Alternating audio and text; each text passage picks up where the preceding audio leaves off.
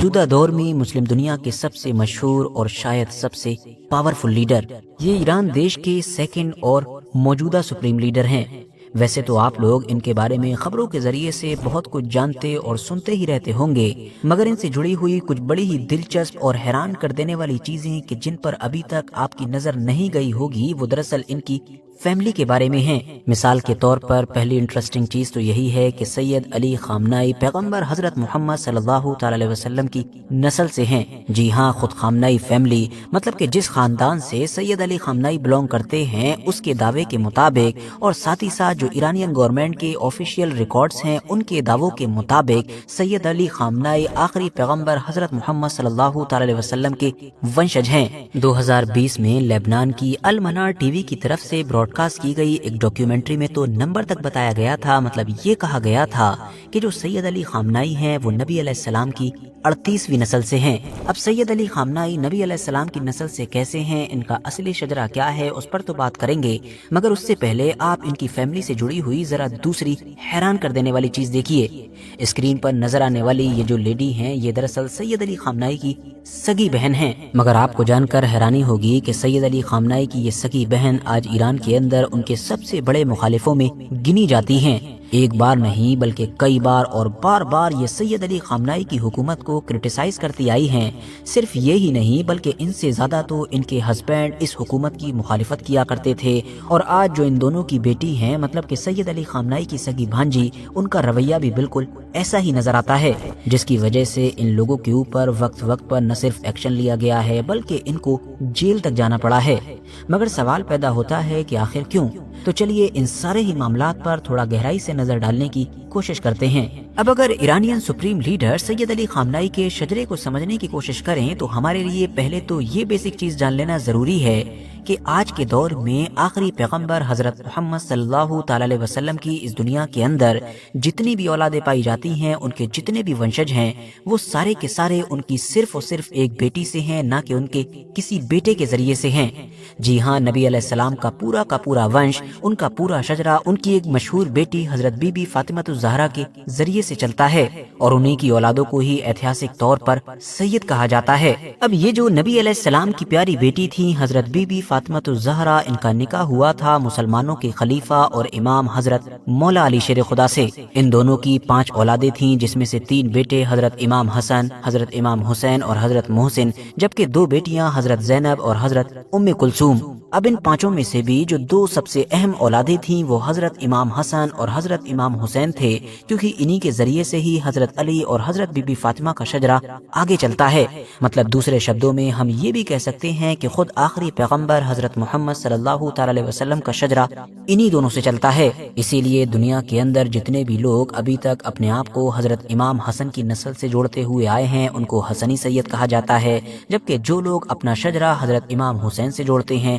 تو ان کو حسینی سید کہا جاتا ہے۔ حیرانی کی بات یہ ہے کہ نبی علیہ السلام کے ان دونوں ہی اہم نواسوں کو شہید کیا گیا تھا، مطلب جو حضرت امام حسن تھے ان کو زہر دیا گیا تھا، اور جو حضرت امام حسین تھے ان کو ان کے لگ بھگ 72 ساتھیوں کے ساتھ کس طرح سے کربلا میں شہید کیا گیا تھا وہ آپ لوگوں کو یہاں بتانے کی ضرورت ہی نہیں ہے۔ اب ویسے تو حضرت امام حسن کی بے شمار اولادیں تھیں جن کے ذریعے سے آگے چل کر ان کا یہ شجرہ، ان کی یہ لائن خوب پھلی پھولی، مگر آج پھر بھی ہم ان کو نہیں بلکہ صرف حضرت امام حسین کو ڈسکس کریں گے۔ اس کی وجہ یہی ہے کہ سپریم لیڈر سید علی خامنائی کی جو فیملی ہے، مطلب کہ خامنائی فیملی، وہ اپنی جو لائن ہے، جو اپنی نسل ہے، جو اپنا شجرہ ہے، وہ حضرت امام حسن نہیں بلکہ حضرت امام حسین سے جوڑتی ہے۔ آگے بڑھیں تو جیسا کہ ہم جانتے ہی ہیں کہ کربلا کے میدان میں جو کچھ بھی ہوا تھا اس سے حضرت امام حسین کی صرف ایک اولاد ہی بچ سکی تھی، جن کا نام تھا حضرت امام زین العابدین۔ باقی اولادوں کی طرح یہ بھی کربلا کے واقعے کے وقت وہاں پر موجود تو تھے،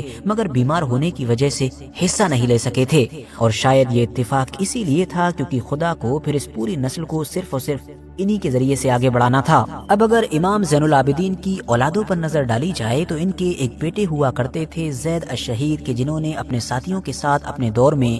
بنو امیہ کے ظلم کے خلاف تلوار اٹھانے کی جرت کی تھی۔ अब बनु उमैया के जो उस दौर में हद से ज्यादा ताकतवर हो चुके थे, उन्होंने इन लोगों के इस मूवमेंट को न सिर्फ कुचला बल्कि ज़ैद अश-शहीद को उनके साथियों समेत शहीद भी कर दिया। अब यहाँ पर एक और भी अहम चीज कि जो आप लोगों के लिए जानना जरूरी है वो ये है कि आज के दौर में आप लोग यमन के इलाके में रहने वाले जिन ज़ैदी शिया लोगों के बारे में सुनते रहते हैं और खास तौर से उनके उस ग्रुप हूती के बारे में सुनते रहते हैं, यमन के वो हूती लोग, वो ज़ैदी शिया लोग कहीं और से नहीं बल्कि यहीं से निकले हैं। जी हाँ, उस दौर में हुआ ये था कि हजरत इमाम ज़ैनुल आबिदीन की वफात के बाद इमामत को लेकर इख्तिलाफ पैदा हुआ था। कुछ लोग ऐसे थे कि जिन्होंने उनके बेटे ज़ैद अश-शहीद को अगला इमाम मान लिया था, उन्हीं लोगों को आगे चलकर ज़ैदी शिया कहा गया, जबकि ज्यादातर लोग ऐसे थे कि जिन्होंने हजरत इमाम ज़ैनुल आबिदीन के एक दूसरे बेटे मतलब कि मोहम्मद अल बाकिर को अगला इमाम माना, और उन्हीं लोगों को आज के दौर में 12 शिया कहा जाता है। जी हाँ, 12 इमामों के कॉन्सेप्ट पर यकीन रखने वाले वो ज्यादातर शिया लोग कि जो ईरान, इराक, इंडिया, पाकिस्तान जैसे दुनिया के ज्यादातर इलाकों में आज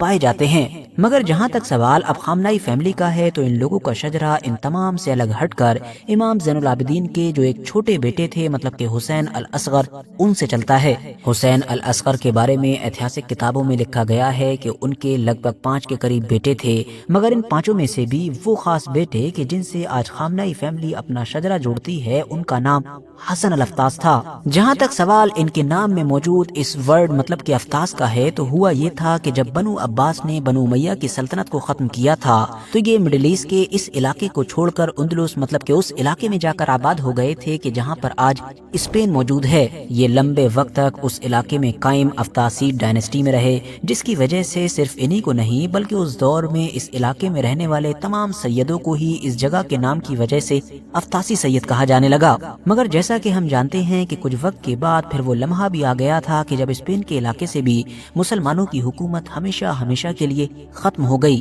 तो जब यहाँ से मुसलमानों की हुकूमत खत्म हुई और यहाँ के मुसलमानों और यहूदियों को जबरदस्ती कन्वर्ट किया जाने लगा या उनको बाहर निकलने पर मजबूर किया जाने लगा, तो उस दौर के जो उस्मानी सुल्तान थे उन्होंने स्पेन के मुसलमानों और यहूदियों को पनाह देनी शुरू की। और उस दौर में उस्मानी सल्तनत में पनाह लेने वाले स्पेन के बेशुमार मुस्लिम खानदानों में से एक खानदान दरअसल हसन अल अफ्तास का खानदान भी था, जो पहले तो उस्मानियों के इलाके नजफ में आकर आबाद हुए और बाद में फिर पड़ोसी में मौजूद जो एक दूसरी शिया सल्तनत थी मतलब कि सफवी सल्तनत, उसके एक इलाके में जाकर आबाद हुए कि जिसको खामना कहा जाता था। और उसी इलाके की निस्बत से ही फिर इस खानदान के लोगों को खामनाई कहा जाने लगा। इसके बाद धीरे धीरे वक्त गुजरता जाता है और ये वक्त फिर सदियों में बदल जाता है और फिर हम देखते हैं कि इसी नस्ल में जन्म होता है एक इंसान का कि जिनको सैयद हुसैन के नाम से जाना जाता है। ये दरअसल सैयद अली खामनाई के सगे दादा थे। इनके दादा ने सल्तनत उस्मानिया के आखिरी असरदार और ताकतवर हुक्मरान मतलब कि सुल्तान अब्दुल हमीद का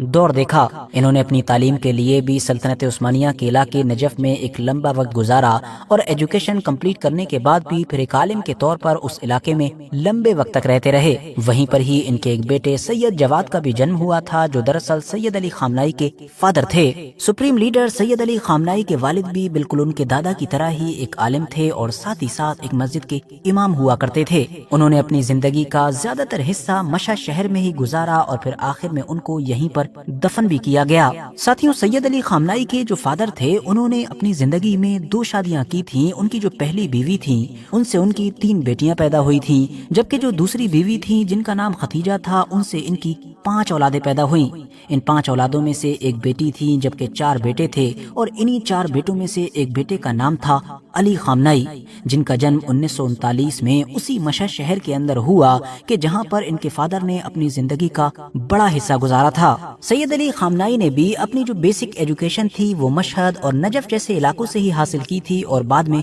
कुम के इलाके में रहने लगे थे। और वहीं पर ही ये उन रूहुल्लाह खुमैनी के टच में आए थे कि जिन्होंने 1979 की क्रांति को लीड किया था और जिनको ही मौजूदा ईरान का फाउंडर माना जाता है। अब क्योंकि अली खामनाई उन चंद लोगों में से एक थे कि जिन्होंने 1979 की क्रांति में सबसे अहम किरदार अदा किया था, तो इसीलिए ईरान के सुप्रीम लीडर रूहुल्लाह खुमैनी की वफात के बाद सैयद अली खामनाई को ईरान का दूसरा सुप्रीम लीडर चुन लिया गया। और तब से लेकर अब तक लगातार मतलब कि पिछले 36-37 साल से यही इस गद्दी पर बैठे हुए हैं। सुप्रीम लीडर सैयद अली खामनाई की जो वाइफ हैं उनका नाम रिकॉर्ड में मंसूरा बताया गया है और इन दोनों की 6 औलादें हैं। 2 बेटियां हैं बुशरा और हुदा, जबकि 4 बेटे हैं। मगर इन 4 बेटों में से से जो 3 बेटे हैं वो ऐसे हैं कि दुनिया भर के मीडिया में ना तो कभी उनकी शक्ल नजर आती है और ना ही ज्यादा उनका नाम नजर आता है,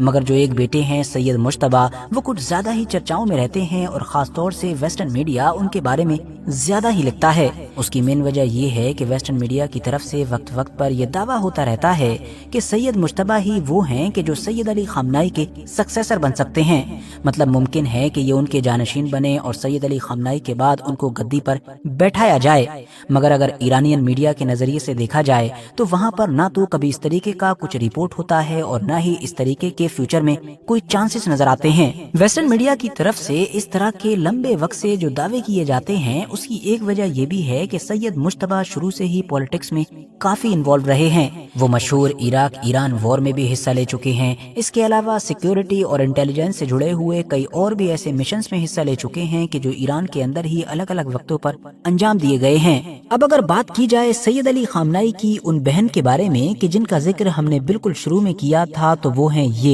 बदरी खामनाई, कि जिनको सैयद अली खामनाई के सबसे बड़े आलोचकों में गिना जाता है। 2022 में जब मासा अमीनी वाले प्रोटेस्ट ने पूरी दुनिया का ध्यान ईरान की तरफ खींचा था, तो उस वक्त भी बदरी खामनाई न सिर्फ लगातार अपने भाई और उनकी हुकूमत को क्रिटिसाइज कर रही थी, बल्कि एक ओपन लेटर में उन्होंने तो ये तक उम्मीद कर डाली थी कि उनके भाई की इस हुकूमत को उखाड़ फेंका जाए। बिल्कुल ऐसी ही या इससे भी ज्यादा सख्त कहानी इनके हस्बैंड मतलब के सैयद अली खामनाई के जो बहनोई थे अली तेहरानी, उनकी नजर आती है। ये वो इंसान थे कि जो अमेरिका और उसकी कठपुतली हुकूमत के खिलाफ लड़ाई में मतलब ईरान की क्रांति में किसी दौर में रूहुल्लाह खुमैनी, सैयद अली खामनाई और इन जैसे तमाम लोगों की तरह आगे आगे खड़े हुए थे। मगर जैसे ही इस्लामिक क्रांति हुई उसके कुछ वक्त के बाद ही अली तेहरानी के इन तमाम असरदार लोगों से मतभेद शुरू हो गए। ऐसा माना जाता है कि अली तेहरानी इन लोगों के मुकाबले में इस बात की वकालत कर रहे थे कि ईरान का जो नया सिस्टम है उसको थोड़ा लिबरल रखा जाए, जबकि कुछ मीडिया रिपोर्ट्स ये भी दावा करती हैं कि CIA की एक रिपोर्ट के मुताबिक ये जो अली तेहरानी थे ये दरअसल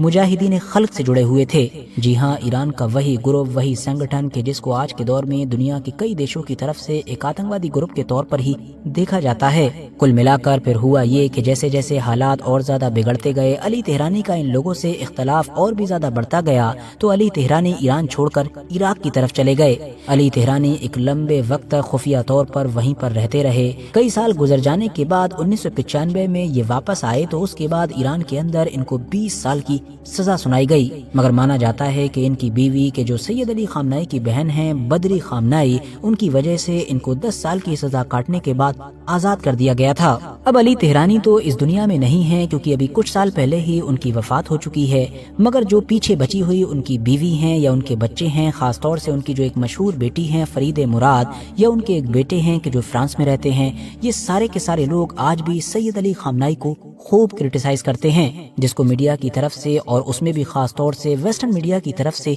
खूब कवर किया जाता है। तो दोस्तों, ये थी सैयद अली खामनाई की फैमिली की पूरी कहानी। बाकी इस टॉपिक पर आप लोगों की भी अपनी जो राय है वो कमेंट्स बॉक्स में दे सकते हैं। वीडियो अगर जानकारी से भरपूर लगी हो तो लाइक कर सकते हैं, दोस्तों के साथ शेयर कर सकते हैं, और ऐसी ही नॉलेजेबल और हिस्टोरिकल वीडियोस हमेशा देखने के लिए हमारे चैनल को सब्सक्राइब करने के साथ साथ बेल आइकन को जरूर प्रेस करें।